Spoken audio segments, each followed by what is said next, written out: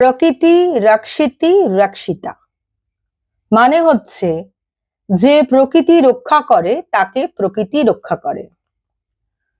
যৎ পিণ্ডে তৎ ব্রহ্মাণ্ডে, যা প্রকৃতিতে আছে তাই ব্রহ্মাণ্ডে রয়েছে। पर्यावरण में संतुलन हमारी पुरातन परंपरा।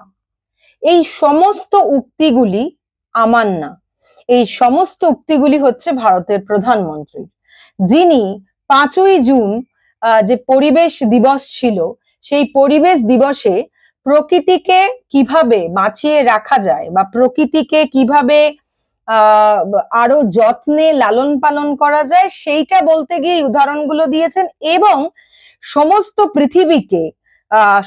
পৃথিবীকে একত্রিত হতে বলেছে যে এই যে সারা পৃথিবীর যে আবহাওয়া পরিবর্তন তার জন্য যেন আমরা নিজেদের ব্যক্তিগত যে চিন্তা ভাবনাগুলো থেকে উঠে এসে একজোট হই, কারণ প্রকৃতি হচ্ছে সেই জিনিস যাকে রক্ষা করলে সে আমাদের রক্ষা করবে।